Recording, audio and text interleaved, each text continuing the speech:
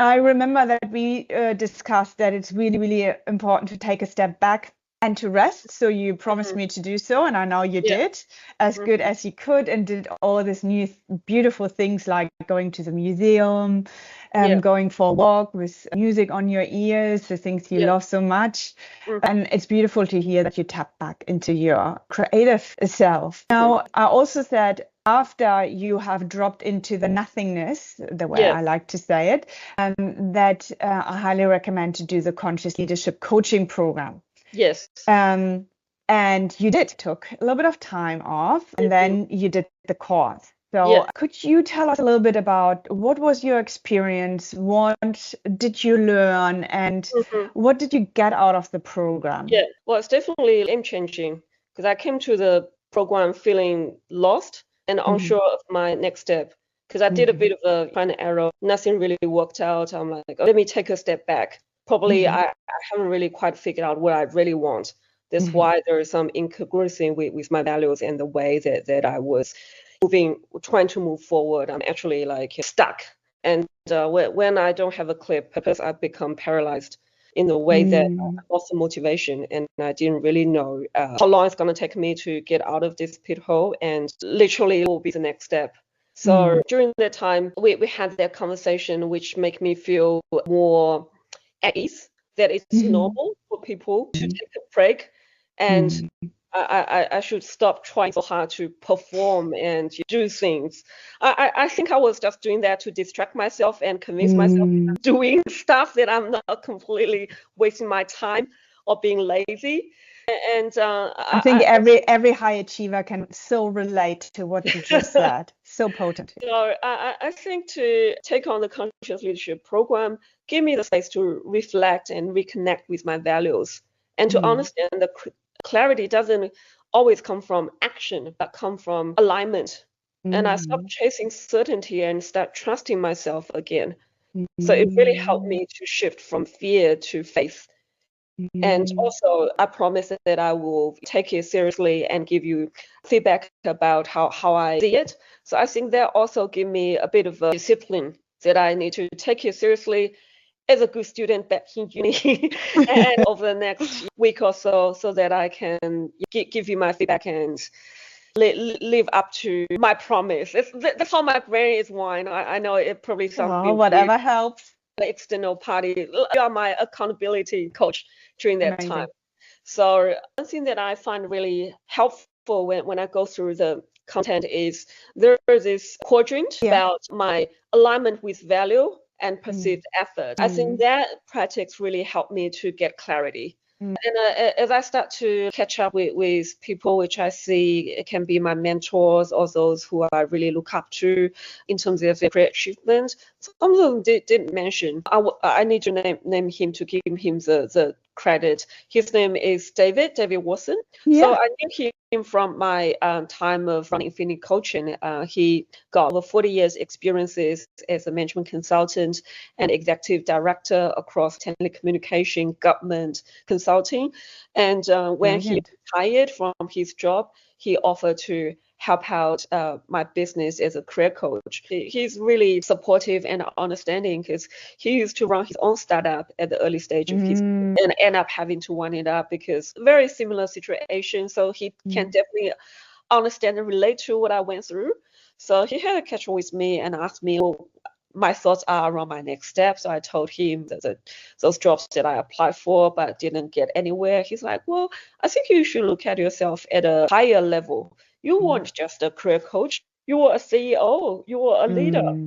And you were doing a lot of projects, developing program and managing your team. So you should look into a more challenging role, which allow you to develop those areas and demonstrate your ability to deal with complicated business problems. I think that will be a space which really will help you to achieve your full potential, will keep you excited and engaged. Good advice. And he's like, have you thought about change management? I'm like, hey, now that you mentioned, I did. And also because my husband is working in the program project management area. So I also had a chat with him about, hey, what do you think? Do you think I can potentially be like a change consultant? He's like, Yeah, I think so. Well, 10 years ago when I asked him, do you think I can run my own business? Give it a shot. So you make it until you make it. And I'm a bit more like, cautious and critical of myself. I'm like, have I got all it takes? Am I 80% there? Can I be an H1 student?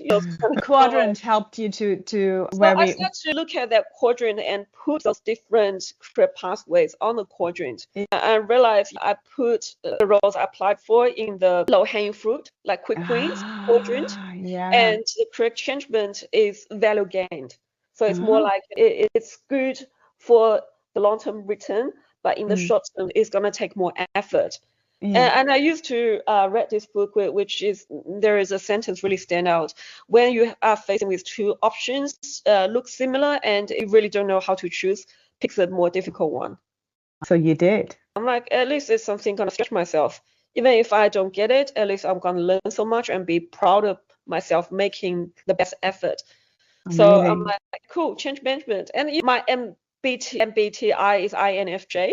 So even if I'm a very analytical and logical thinker, when I make big decisions for my life, it's about having that gut feel right.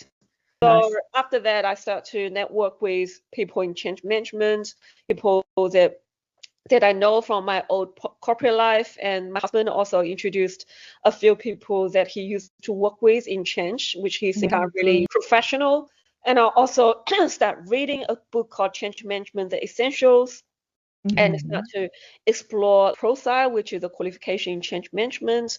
And as I start to reach out to people through LinkedIn, through my own network, I got more understanding about what does a change manager do, what are the key skills that's required, and whether my experiences in coaching and in running my own business will be recognized and valued. And the feedback that I receive is very positive. Amazing. And management, even if it's about helping corporate with managing their change when it comes to restructuring or digital transformation. But at the end of the day, the change is about changing individuals' behavior. If you've got the world's best system, but no one wants to use it, then, there's going to be a huge waste of time. Exactly. So, I can still use my experience and skills that I built to help corporate and the employees in corporate, which are going to be impacted by the change, to achieve a joint outcome.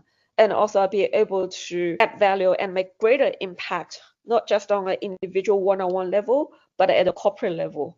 I do want to make change and make a real impact. Positive change, right? That's all ticked off. And I realized that whether that's my secondment in change management back in ANZ or my time doing my own business digital transformation can all be incorporated in my CV, in my conversation with potential employers. And all I need is to be connected with the right people to get my foot in the door. So I was told that I need to be patient. It's going to be a slow start. And sort of, because when I'm listening to you, it all sounds like we are talking about years of experiences and months of working through all of this. But you are a very, very quick and rapidly changing change manager and maker yourself. So we are just talking about a couple of weeks where all of this happened. So you reached out, then you took some time for yourself, really reconnected with self, worked through all the emotions which you said, and did the conscious leadership coaching program, where especially it sounds like the prioritization exercise really, really helped you to get absolute clarity and your passion and momentum back on what you really want. Now I hear that congratulations are in order, just about what happened afterwards. Thanks for listening to the Conscious Leadership Journey podcast, a space for real stories, conscious growth, and authentic leadership. Stay tuned for more.